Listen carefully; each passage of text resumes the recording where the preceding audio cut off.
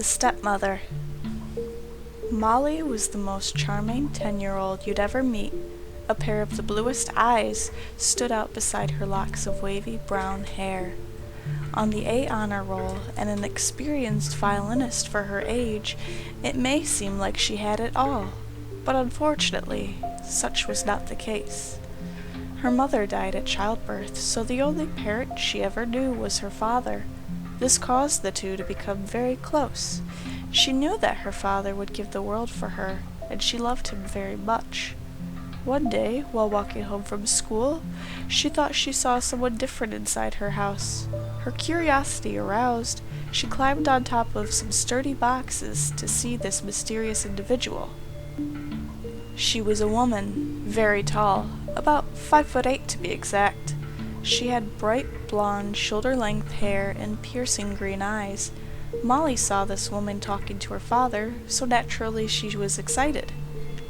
The two of them were holding each other, laughing and sneaking a kiss every now and then. Her thirst for knowledge now quenched, the little girl went inside. The woman greeted Molly, knowing her by name.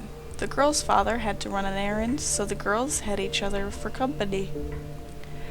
"Hello there," she said warmly. "I'm Stephanie. What's your name, darling?" "My name is Molly. Are you one of my father's friends?" Sensing the child's acute intelligence, she laughed a little. "Well, you see, your father and I are getting married in 2 weeks. Now he had meant it to be a surprise, but it'll be our little secret, all right?" Molly agreed to keep quiet about it, and went on her merry way, but she sensed something wasn't quite right about this woman. She seemed nice enough, but she seemed happy, a little too happy. But she thought, everything is not what it seems. Dismissing it as an irrational fear, Molly lived and let live, happy that her father had finally found the one. 4 months later. The brisk cool of fall was setting in. Leaves started to fall on the ground, and school was just around the corner. Molly's father and stepmother were happily married, although something strange started to happen. Ever since her stepmother started living in the house, she would have the most grotesque nightmares. Every single time it was the same. She saw a woman with gray, decaying skin standing in her closet. The woman had the sickest, most maniacal laugh the poor child had ever heard, and every time Molly screamed, holes would materialize in her chest, and she'd be dead. The next day, Molly was in her classroom. Her face was red from crying because of what had happened that day. Well, every day, for that matter, at recess. She would try to play with the other children, but she was met with the same result at every attempt: ridicule. As smart and pretty as she was, none of the other children wanted to play with her. They thought she was smarter than normal, like she wasn't human. So every day she sat alone, wallowing in her sadness with no one there. While in class, she noticed something that caught her eye outside of the window. A necklace, as it appeared, was sitting in the middle of the green expanse of plain.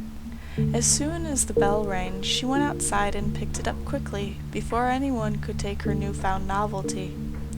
She ran home. Looking behind her, she saw a hooded black figure shadowing her. Its pure, white eyes had a supernatural glow, and it seemed to float. She burst into the house crying, into her father's arms. When asked what's wrong, she pointed at the supernatural presence, now gliding into her room. Her father didn't see anything, and secretly worried about her. That night, she found the figure by her bedside. Before she could react, the figure placed a soft, feminine hand on the girl's lips and whispered, "Shh, it's okay," the soothing voice replied. "I'm not here to hurt you. I'm here to help." "What's your name?" Molly asked, mesmerized. "I have no name," the cloaked identity replied. "I am an angel. I lead people to the resting place. But since you have found my necklace, I have come to your aid. Take this." In her hand she held the same necklace Molly had found earlier that day. It was adorned with a pure white stone. Molly thanked the spirit that called itself an angel and put it on. 2 weeks had passed without incident. Molly's nightmares vanished, and so had the kind spirit. She felt its protective presence so long as she was wearing the necklace, but one night the figure appeared again to deliver a message. "Molly, are you glad that your nightmares are gone?"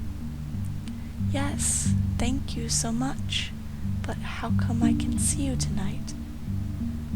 "I am before you to bode a warning. There were monsters that plague your dreams, but they are not what you should fear. The monsters you should fear are the ones you can't see, the ones that you notice day in and day out, but never see them for what they truly are, the monsters that plague reality. Remember, not everything is what it seems." As it said the last sentence, it motioned towards the door. Her mother stood there, both hands behind her. She smiled, but it scared Molly. She was twitching and shaking, eyes widened like a madman. Molly nervously asked what she wanted, and was granted with this monotone response. "Molly, we haven't spent enough time together, but it's okay, because now we'll be together forever." Molly never heard the gunshot that killed her. When her stepmother fired the gun, she laughed in that same sick, maniacal